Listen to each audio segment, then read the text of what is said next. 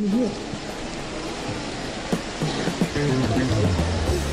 partout le monde bouge, mais partout le monde éclate. Là où règne le silence, certains font porter leur voix. Eh ben il faut le savoir que Apple, vous connaissez, c'est ces téléphones de qualité, c'est aussi les petits-enfants qui travaillent dans les usines en Chine, il ne faut pas non plus l'oublier. Mais c'est aussi et surtout une entreprise qui met beaucoup de soins dans le design, mais également beaucoup de soins dans les montages fiscaux, dans les montages opaques, dans les salons dorés, pour en réalité ne payer que 0,0005% d'impôts en France.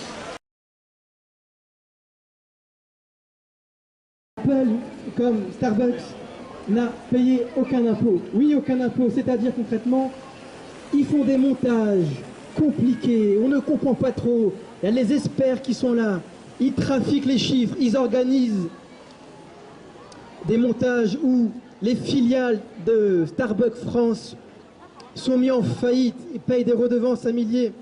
Et en réalité, tout l'argent de Starbucks France est pris pour Starbucks Luxembourg, est pris pour Starbucks en Irlande. Et finalement, Starbucks, qui est riche à millions, ne paye pas un euro d'impôt en France.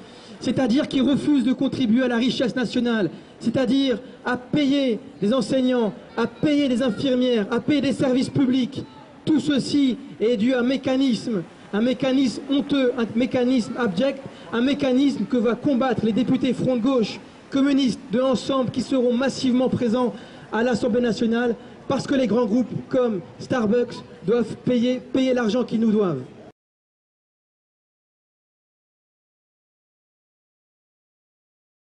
La plupart d'entre nous ici, nous consommons sur cette place de manière assez habituelle. Nous venons prendre nos petits cafés, nos petits croissants, etc., etc. Mais rappelons-nous quand même que chacun d'entre nous, nous payons la TVA.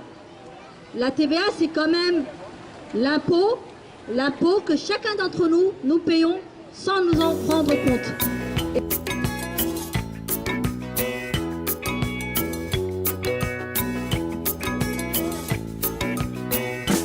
Mamadou m'a dit, on a pressé le citron, on peut jeter la peau.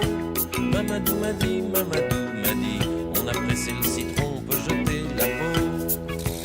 Enquête qui a été ouverte par le fisc pour blanchiment de fraude fiscale. Parce que, bien sûr, McDo, c'est la malbouffe que nous dénonçons parce que nous, on veut une agriculture saine et que les gens, les travailleurs puissent se nourrir dignement. On est contre McDo parce que ça emploie des jeunes qui sont mal payés, qui sont victimes de pression de la part de managers, qui sont victimes de bas salaires, de précarité. Et aussi on combat McDo parce que finalement, c'est le symbole des privilèges aux mains d'une petite minorité qui finalement tire les ficelles de notre pays. Il y a un certain nombre d'enseignes qui en profitent bien. Mais c'est quoi l'évasion fiscale? Finalement, ce sont des évadés. C'est quoi la fiscalité? Comment ça fonctionne? On a parlé de beaucoup de chiffres, on a donné des chiffres, mais en vrai, c'est quand même entre 60 et 80 milliards d'euros chaque année. C'est 60 et 80 milliards d'euros qui ne rentrent pas dans les caisses de l'État. C'est 60 et 80 milliards d'euros que finalement ces grandes enseignes comme Apple, Starbucks, McDonald's cachent en toute impunité. Ce n'est pas la petite caissière qui s'est trompée de quelques centimes et qui se retrouve licenciée. Ce n'est pas le salarié qui, en sortant de son usine, s'est trompé sur une marchandise et se retrouve devant les prud'hommes. Non, non. Ce sont des grandes enseignes respectables par le gouvernement français, respectables par nos dirigeants et qui nous volent en toute impunité chaque année entre 60 et 80 milliards d'euros. Au niveau européen, c'est l'équivalent de 1000 milliards d'euros. Vous imaginez? Rendez le pognon, c'est ce qu'on dit.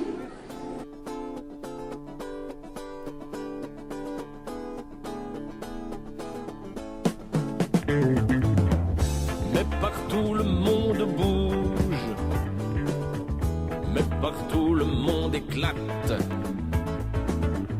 Là où régnait le silence. Je connais plutôt Eddie Barclay qui est aussi un millionnaire. Mais là on va changer d'échelle, on va parler de milliardaires justement. Alors Barclay, c'est mes petits préférés, on les connaît pas. Et pourtant ils sont là. On les connaît pas et pourtant ils payent pas. En fait, Barclay fait partie de ces 20 plus grandes banques européennes qui font 25% de leurs bénéfices, comme par hasard, dans les îles Caïmans, dans les îles Crocodiles, dans tous les paradis fiscaux des Caraïbes. Parce qu'en réalité, ce que fait Barclay, c'est simple, tous ces actifs financiers, eh ben, les transfèrent où? Dans les pays où finalement il n'y a pas d'imposition. Et finalement, ça me fait penser à une mesure très forte en fait. C'est qu'il faut prendre le contrôle public sur les banques, et notamment sur les banques comme Barclay, les banques comme la BNP, les banques comme la Société Générale, toutes ces banques qui volent notre argent. Oui, oui, dis-moi oui, avant qu'il ne soit trop tard, on n'a plus 20 ans, on sera bientôt une vieille histoire, vivons maintenant. Arrêtons de remonter le temps, de nous déchirer, en cognant sur nos vieilles blessures.